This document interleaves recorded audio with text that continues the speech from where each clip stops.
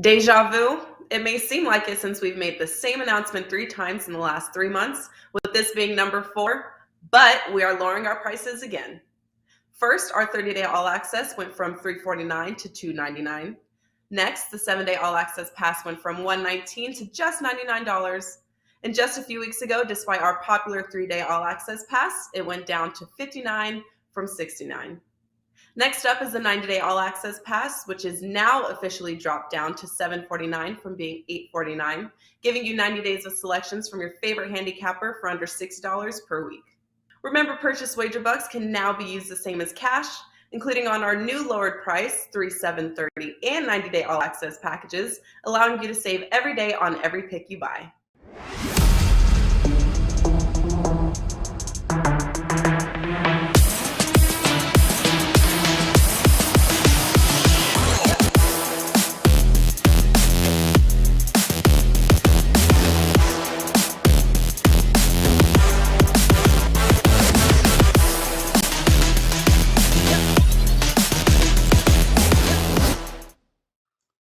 Hey guys, welcome in on a very happy Wednesday to you now, February the 16th. Just a couple of more days before a little NBA All-Star weekend break, but we got a loaded card here tonight. We're going to break down a few of these games for you, see if we can't find a couple of edges to profit with, and no better crew to do it with than this one today here, NBA Tip-Off Show. Look at him in that leadoff spot where he's hitting 425.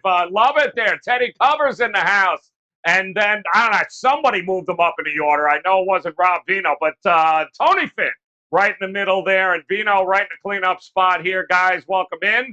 Very happy Wednesday to you. And Teddy, what is going on here, my man? College hoops. Now that, of course, Super Bowl is passed, college hoops, NBA. Eventually, we'll get the baseball, fingers crossed. But what do you got locked and loaded for us tonight at WagerTalk and/or sportsmemo.com? Yeah, we're taking the over on when the MLB season starts, unfortunately. It's not looking real good in that regard. And if I'm hitting 425 for baseball, that's great. For basketball, not so much. So let's see if we can do better than 425 out of the leadoff spot here for you guys. I am not playing anything as an official play in the association. I do have a free play up. We'll talk about that before this show is done. I do have 3 plays in college hoops for tonight, including a relatively rare 5% big ticket going this evening. I'm on a real nice college hoops run over the last week, 80% over the last week, and the big tickets 25 and 12, 68% getting all the way back to last May. So they've been consistently profitable. You can get that right now over at WagerTalk and/or sportsmemo.com. Awesome stuff. Yeah, well, I'm in the heart of spring training country here, and pitchers and catchers were supposed to report yesterday. So, boy, that sucks. Tony Finn, talk to us here, man. What is going on? You continue to cash those tickets in the NBA. Been a hell of a couple of months for you, my friend. What do you got tonight locked and loaded at WagerTalk? I have 3 association releases, and I have a 5-game card. I have 2 college, too. I kind of like this card, as Teddy just mentioned. So let's hope we both do well. And Teddy, you can go ahead and you can hit 425 as long as you're playing Moneyline Dog. You'll be just fine. Woo! Damn, that's it. Goes with those contrarians. He's all right, man. Rob Vino, talk to us. What do you got going on? A big night for you last night in the association, college hoops. What do you got locked and loaded tonight? Yeah, last night was real kind to us, Joe, in both areas, NBA and college hoop. For today, up right now and available 4 plays from the NBA. Large card tonight. Obviously, All-Star break approaches. That's why we're seeing so many games. College basketball, 2 plays from there. So as of right now, you can go to wagertalk.com, pick up 4 NBAs and 2 college hoop plays right now available at wagertalk.com. All right, love it here, guys. Let's dive into our contrarian play of the day. We hit last night with the Clippers getting all them points there. It was actually a pretty close game there against the Phoenix Suns. And tonight, we are going to take a look at, you knew it was time, the Orlando Magic. Opened up 6, now 5.5, taking on the Atlanta Hawks, which will be in Orlando. The Hawks coming off of that was a great game last night against Cleveland, a back and forth affair. Now they're in Orlando taking on the Magic here, Teddy. And the only thing I'm seeing is Bogdanovich really on the injury report, still questionable for the Atlanta Hawks. Other than that, the usual suspects there for the Orlando Magic, but Ross looks good to go. Harris looks good to go. The full complement. Are you willing to take the points here with the Orlando Magic tonight? So let me start with this. In the last game before the All-Star break, in general, I'm very reluctant to lay points. All right. You see flat favorites all the time in this role, especially on the second night of back-to-back. And, you're going to see on today's show, every game we're going to talk about, I'm talking dog or pass. And this includes a dog or pass. All right. It's Orlando or pass. I'm not laying with Atlanta, especially second night of back-to-backs. Right before the break, you just don't get team's best effort in these games. The problem is you got to take Orlando, though. And you have to take Orlando on the court that you don't want Orlando. All right. Magic is a road dog. When they're catching 11, they're catching 13s. They're competitive in those games. When you want to talk about a team that has basically zero home court edge, that's Orlando. The crowd support isn't there. When the crowd support's there, it's right at halftime rooting for the other team. Their results at home have been significantly worse ATS than their results on the highway. When I'm back in Orlando, again, I don't mind Orlando plus 10 on their highway, plus 12, plus 5.5. If I had to play it, that's the way I'd look, but I ain't playing it. Oof, absolutely atrocious at home. Yes, that is true. Orlando on the road is a different animal, but you know what? Atlanta, rather, at home is a different animal than they've been on the road as well, Tony Finn. So lesser of two evils here. Who are you looking to back here? You willing to take the points in the Magic? Hell no. I wouldn't. I'd like to be. I'm with Teddy on flat spots. I mean, we saw that yesterday with Milwaukee, for instance, and we talked about that on the show yesterday. That not, everybody thought this was going to be a perfect situation for Milwaukee after being embarrassed the night before defensively and just being trounced, and that just wasn't the case. While they still win by 9, they don't cover that 2-touchdown spread. So I actually looked at this game and thought that the play may be on the over. But the minutes are a little bit high for Trae Young and some of the Hawks that played last night. And I'm not one of those that believes that second nights of back-to-backs are almost an automatic play of the over. I just don't agree with that. None of my charts, none of my numbers tell me such. So if I was going to be in this game, it would be the over. And it's not a side, it's not a contrarian play. But yesterday I bucked the contrarian, didn't I? And every time I do that, I get beat up. So that's another day. Well, neither one of them is especially hot here, Rob Vino. I think the Hawks, two wins in their last 6. Orlando, they've lost 5 of 6. They're kind of limping in as well, but the 5.5 is out there, Rob, and the market seems to be going towards Orlando a little bit. How about you? Yeah, I mean, this is one of those very, very rare times, Joe, where I'm going to come out and definitively agree with the contrarian gods. I'll play Orlando. Oh, God, let me bet Atlanta. Hold on. Go ahead. You go. Go ahead. As bad as Orlando's numbers may be at home, I mean, you could make the same case for a lot of Hawks road numbers. Hawks 9-18 against the spread away from home. Hawks 3-6 as a road favorite. Hawks 1-6 in the second of back-to-backs. So, I mean, not a great number point spread record put together by the Atlanta Hawks. But mainly, Joe, I like the situation. I just think that last night Atlanta was exerted in that game with Cleveland, an Eastern Conference rival for sure. Cleveland's obviously, when they walk into other people's arenas now, it's not just one of those, it's another game. It's a serious game when you play the Cavs now, and certainly that one went right to the wire last night. Hawks do get the win. Bogdanovich was a question mark last night. He does play. Question mark still as we speak. I would expect that some of these guys get a fewer minutes here in this contest. It's the last game before the All-Star break for both of these teams. So maybe you would use the reasoning that, hey, they can just rest once this is over. Trae Young's had a bit of a shoulder problem, throws in 40 last night. I think Orlando can keep it close here. They've had the day of rest. We've noted quite often on this show how much the rest factor has factored into cashing tickets here. So I'm going to take Orlando plus the 5.5. My power rating suggested Atlanta -3 here. So I feel like I'm getting a little bit of value in the number. All right, good stuff there, guys. All right, Orlando at home tonight, taking on the Magic. This is the healthiest the Magic have been in a while, so we'll see. Magic plus 5.5 against the Hawks here tonight, and we'll move on to our featured matchup, a game in which a lot of eyeballs will be on, with good reason here. We'll head out west to the Golden State Warriors, taking on the Denver Nuggets. Opens up as a 5 number is what we saw there, and we 224.5 as an opening total for this one. So, Teddy, tell me what you think about the current form of these two teams. Do you trust Denver in a dog spot here? Well, Denver's cashed their last 4 as underdogs. I think they won 3 of those games in straight-up fashion. They've been pretty good dogs of late, including the win at Toronto. They covered at Boston as a dog. They didn't win at Utah. They were right in that game the whole way, and obviously they blew out the Bucks.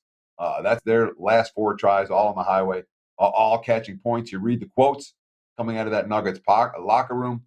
Nothing but positives. A team that I'm not going to say they had chemistry issues early on, but Denver's finding their way right now, and they're playing winning basketball. I already talked that I'm not looking to lay points right before the All-Star break. You do get your fair semblance of flat showings. And look, Golden State's been great off a loss. They've been particularly great off a loss at home. I think they've only lost back-to-backs at home once, or 2 games in a row. Or off a loss, they've only lost once at home all year. 8-1 straight up, 6-3 ATS. So in general, we like Golden State in this role. But what's going on with the Warriors right now and their struggles over the course of the last week or two is not an accident. All right. They're getting clobbered in the paint. They can't rebound.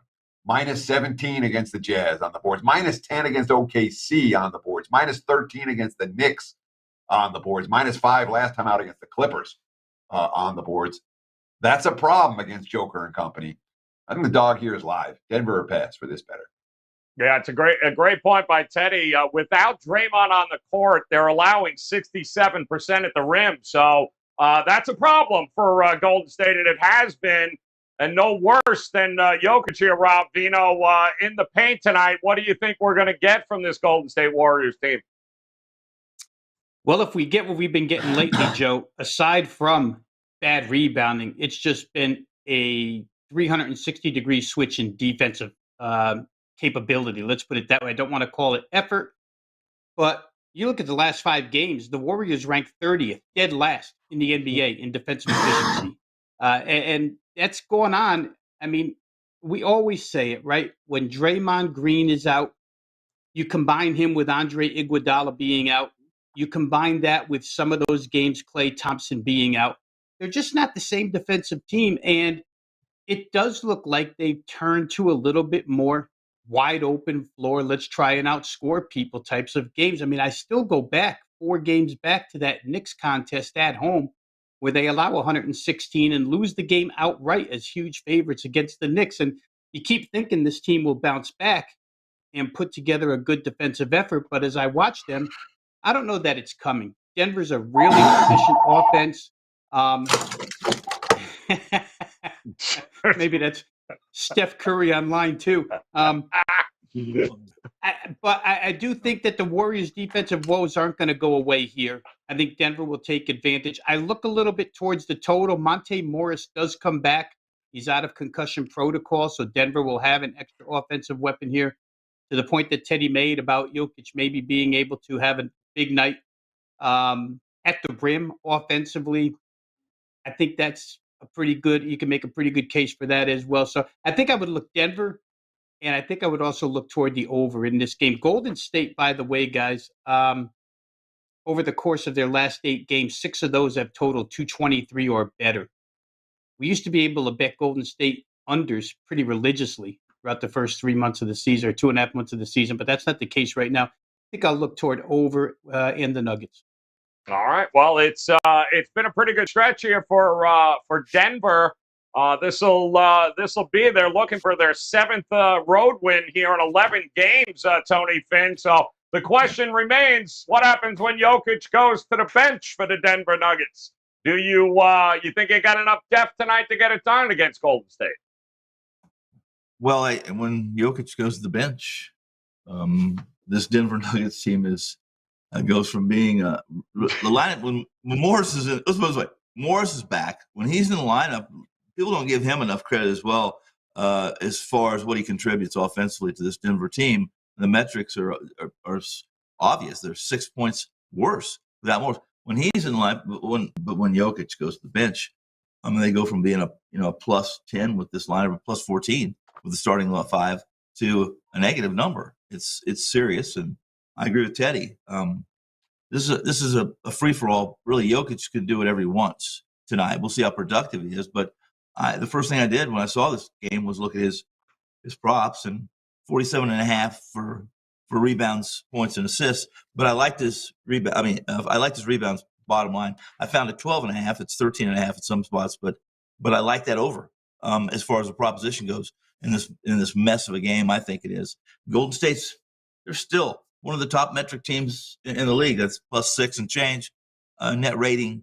But over the last 2 weeks, it's not been that way. Longer than that, actually. The 3-3 in the last 2 weeks over 6 games, and their numbers offensively are not great. They're worse defensively. I like Denver in the points tonight.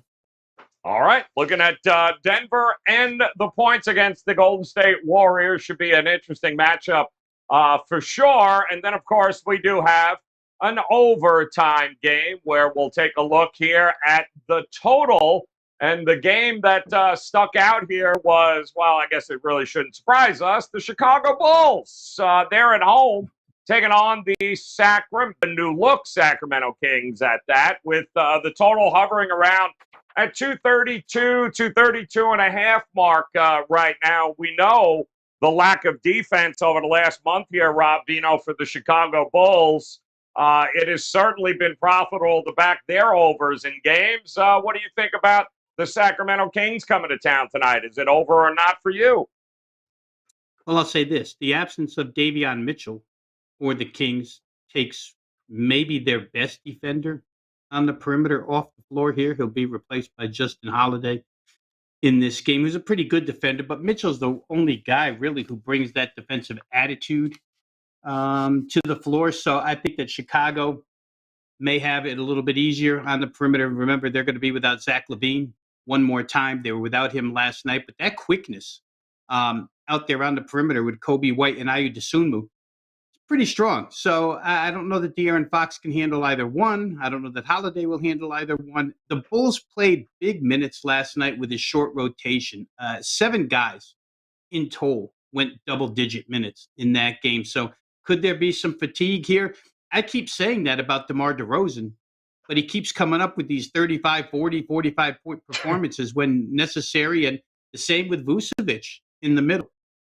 For me, Sacramento, through that trade deadline, built an awful lot of depth. When their second team hits the floor, they still have scoring capability, Joe. So I think they can score. The problem here, again, as we've talked a lot about this week, is these totals are climbing, and now we have to make these big decisions. Yeah, we know there's going to be a lot of points scored, but will they necessarily reach what we're looking at as far as a posted number is concerned? I would have to lean a little bit towards the under in this game. I don't think I could get there with the over, just because I think the Bulls will show some signs of late fatigue in this game and maybe shots get missed. One more time, I don't know how much longer DeMar DeRozan can keep it up. He certainly has been great so far, but I'm going to probably look under in this game, thinking that it's probably placed about maybe 2-3 points too high. All right. So, yeah, maybe past the point of value there. Talk to us here, Tony Finn. What do you think? Is it an over or not spot for you? Well, I would probably be contrary to Rob there. I would look to the over, but again, much to his report, and that is the minutes are heavy for the Chicago short rotation. I looked at this is another game where Sacramento, before the trade, I'm following very closely because the Kings were a team that people looked at them as being a team that was a running gun or a 3-point shooting, high scoring. Listen, they attack the rim as much or more than most teams in the NBA. And Fox makes a living attacking that rim, especially if he has someone who's opposing him defensively that's inept, not inept, just average even. He can do the job. So this is an interesting game. If I'm on this game, I would be on the over, and I would be looking. If I like the over, it's not Sacramento I have concerns about tonight. It's the Bulls and how they played not last night, but the game before that, where I thought they looked just tired and slow and lazy. And while they didn't do much defensively, they didn't do much offensively either. If I'm in this room, guys, I'm Sacramento and over the total. Teddy, there was a time not too long ago where the Sacramento's, oh, hell no, just don't even bring them up. But they are a new-look Sacramento team, and, Fox and Sabonis add a different dimension to this team. You trust Chicago's defense to keep this under the total here tonight? Yes, I do. Look, Sacramento still can't shoot straight. Okay, maybe it's the new-look Kings. They're coming. The Brooklyn Nets are coming off their single best defensive showing of the season, holding Sacramento to 84, 85 points in that game, 34% shooting. Both the points allowed and the shooting percentage allowed were the best the Nets have allowed all year. And that came against Sacramento. So, no, I'm not convinced that the Kings, the new-look Kings, are going to be all that different from the old-look Kings. And, yeah, Tony, I, too, watched Chicago look sluggish and lethargic against San Antonio for extended stretches. And then in the fourth quarter, my Spurs ticket, which looked great for 3, you rip it to shreds because DeMar DeRozan goes nuts in the fourth again. Yeah. During this span, DeRozan's been on fire. Okay, he's been on fire for weeks. But his last 5 games, he shot 59, 60, 64, 67, and 68% from the floor. Jesus. Okay. He shot 15 of 18 in the fourth quarter.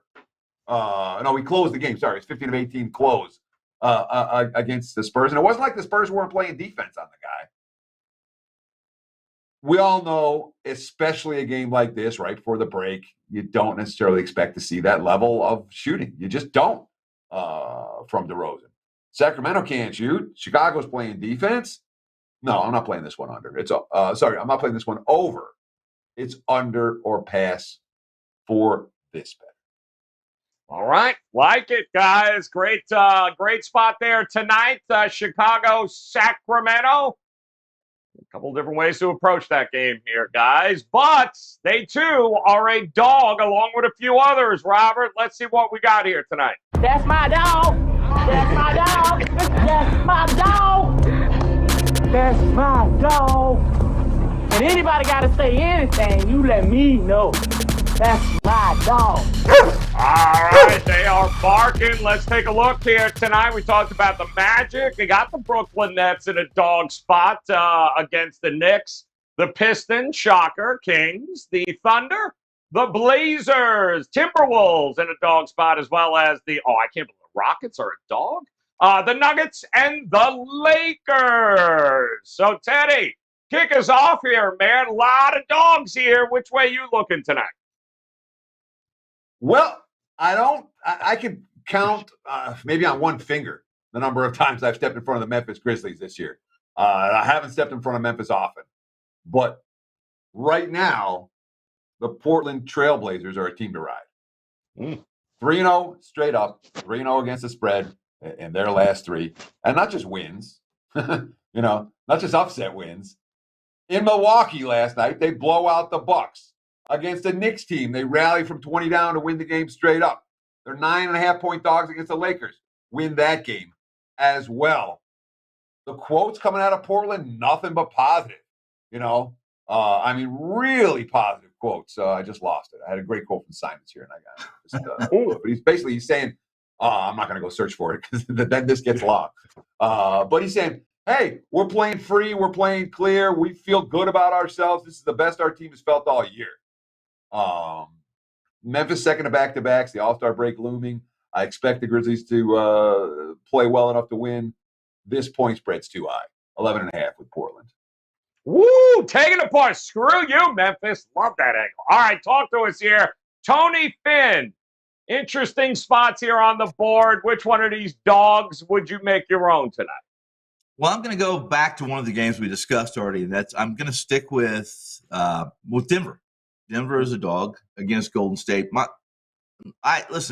month ago, if you'd have told me, I'd been sitting here telling you that I was going to be playing Denver, because a month ago I was just saying how pathetic they were as a team, as a basically as a group, and I thought Jokic was playing for himself and not for the team. But in this case, it's more about the Warriors and some of the concerns without Iggy, without Draymond in the paint. I mean, this is a Golden State team that typically is pretty good at defending the rim and defending the paint, and they haven't been. If you look at their last two games, they're giving up over 50 in the paint, which is over 60 in a couple games in the last 2 weeks, and that's unusual for the Golden State Warriors. It's not so unusual if we really put the emphasis where it is, and that's that they're just not the same team defensively without Green and Iggy as far as that goes. So I like Jokovic. I like Aaron Gordon tonight. I like the fact that Morris is back. And I just like the fact that I think this Denver team is going to live inside against Golden State today and say, let's try to stop us if we can. We'll go to the line, and we're going to beat you straight up on the road. All right. So the Denver Nuggets, it is Rob Vino. Come on, man. Let me see. What's the shortest one on the board here? Is that where you look? T-Wolves, where are you looking here, Vino? I'll do something else that brought us great joy, Joe. That was out of the ordinary here. I think last week or the week before, I played the Hell No Sacramento Kings as an underdog, and They did get there. And I think I'll try it again. Again, the Bulls are extremely shorthanded, 7-man rotation last night. But Sacramento, prior to the miserable offensive outing against Brooklyn, from the field, the 5 previous games had shot 56.6, 51.6, 51.8, 52.5, and their low was 49.4% from the field. So all 49.5% or better from the field for the Sacramento Kings. The one thing they all had in common, those games, was they were against poor defensive units. And the Bulls qualify as a poor defensive unit. The other night, Andre Drummond was a handful for Domantas Sabonis because he's that much larger. He made life difficult for Sabonis. They really couldn't run offense through him, even though they tried.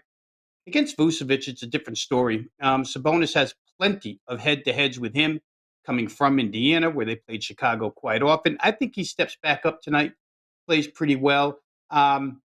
It's got to me, I just feel like they can score enough with Chicago to get themselves a cover here. Chicago last night, as Teddy and Tony both mentioned, they struggled. They had a spurt. They win. You look to a couple of games before that, they played Oklahoma City. They struggled. They only won by 5. They've been winning games, but they haven't been winning games decisively. If they win tonight, I don't think they win decisively here either. I'm going to try Sacramento +6 over the Chicago Bulls as my dog. All right, back in the Sacramento Kings tonight. All right, here we go. It is time for Best Bet.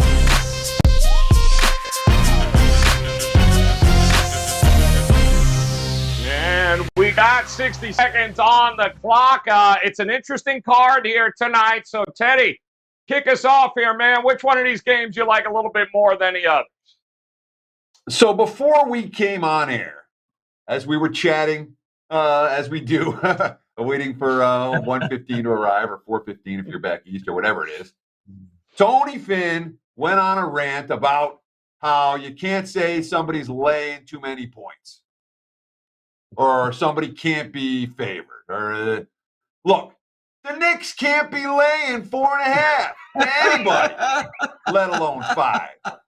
All right, 3-12 their last 15 games. All right, off back-to-back blown double-digit leads. You read the quotes out of that locker room. That's a miserable team, right? They don't like each other right now. They sure don't like Tibbs. And before the All-Star break, I'm not convinced it's a step-up spot. How about throwing some shade at James Harden? Here's a quote from Bruce Brown. Quote, "The locker room is just a great vibe in there right now." This is from Brooklyn. "I don't know what it is. Everything just shifted after the trade deadline. Everybody likes everybody. It's just great." 2 games since the deadline. Nets lost by 1 and blew out Sacramento. Give me Brooklyn. +5 in a game they're going to win. I could not agree more with you, Teddy. Absolutely correct. So, Tony, we'll go ahead and give you the floor here. Rebuttal, or what are you going with for your best bet here? No, I mean, I think Teddy picked up. I mean, he took a little bit of what I said out of context, but he did well. So we'll just leave it at that. I thought it was well put.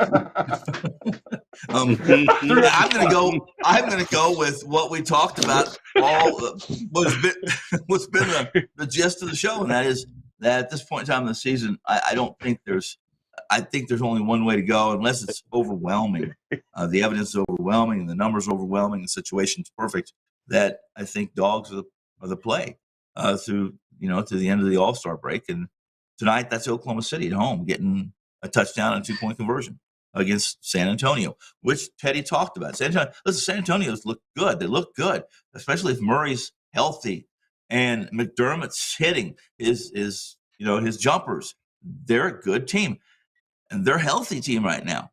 OKC, I can say the latest. Dort's not playing tonight. Obviously, Gil Alex is out, and that makes it. That's where. But OKC at home getting points. OKC's been terrific this year. Sorry going over, guys, but OKC +8 is a gift. There we go. Good. I think we got OKC as a gift. We're on there. Rob Vito, come on, my man. Listen, the Houston Rockets are still out there. I'm just going to remind you, the Houston Rockets are still out there. Might get a little less on the buzzer if you go that direction. Where are you going there, Robbie? Where are you going tonight? Let me go ahead and make a parlay out of the game Tony Finn just talked about, because I have no trouble mechanically playing San Antonio over the total right now. It just seems that it's been way too easy. In this case, because you draw Oklahoma City, you get a number at 218, only because it's Oklahoma City. Otherwise, this would be a normal San Antonio somewhere, 228 to 235. But how about this? 11 of the last 13 games that San Antonio has played have all gone over 219 points. 219 being the lowest, by the way. I won't rattle off all the numbers, but some of the numbers they put up in that 11 games are huge. Oklahoma City showed the other night the ability to score. That's the one thing that always scares me, is the fact that they don't shoot straight. Lou Dort is out here, which takes a ton of defense away from that team. I think San Antonio will have their way and probably find their way to 120. I need 100 out of Oklahoma City. I think we'll get it. Give me over San Antonio Spurs, Oklahoma City. See that? That's what you get for not making fun of Houston, Dad. That's why I love it. He gave him just in time. Perfect. And he even gave you a little shits and giggles parlay with Tony Finn. That's good stuff here, guys. Take a look one more time here. Loaded card tonight. Teddy covers his dog, the Portland Trail Blazers, +11.5, taking on Memphis. His best bet is, Brooklyn Nets. Who are the Knicks to be laying anything at this particular point? While Tony Finn likes Denver to go to Golden State, he'll take that 5 points, no problem. He does like OKC, though, at home, getting 8 against San Antonio. And Rob Vino, his dog tonight, give him the Kings. If it ain't broke, don't fix it with the Sacramento Kings tonight to be able to get it done against the Boston Celtics. And don't forget, of course, Spurs Thunder over 218 for a nice little same-game parlay there. And our contrarian play of the day, which has gone up, and I should say the 4:30 report does now have Cole Anthony on it. So keep an eye on that. But we were looking at the Orlando Magic at +5.5. That has obviously moved up to 6 with the Cole Anthony questionable status for the game. Keep an eye on that, guys. But also keep an eye on WagerTalk.com. As Teddy told you already, 3 big games there in college hoops tonight. Locked and loaded. He loves that. You can get it at WagerTalk and or SportsMemo.com. Tony Finn also locked and loaded tonight in the association, as is Rob Vino, both college and the NBA. A lot of different ways to make it a profitable evening on the hardwood, guys, but it starts by heading over there right now. Visit these guys' pages and grab those best bets. And let's be off and running on this Wednesday to cash in a few tickets. And on behalf of Teddy and Tony Finn and Rob Vino, guys, we appreciate you hanging with us. Hit the bell. Make sure you plan to come back tomorrow. We got one more day before the All-Star break begins, so we'll have a couple of more games tomorrow to break down. Until then, best of luck with your plays tonight, guys. We'll talk to you tomorrow.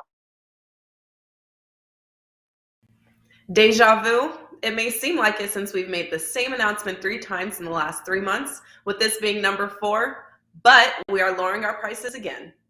First, our 30-day all-access went from $349 to $299. Next, the 7-day all-access pass went from $119 to just $99. And just a few weeks ago, despite our popular 3-day all-access pass, it went down to $59 from $69. Next up is the 90-day all-access pass, which is now officially dropped down to $749 from being $849, giving you 90 days of selections from your favorite handicapper for under $6 per week.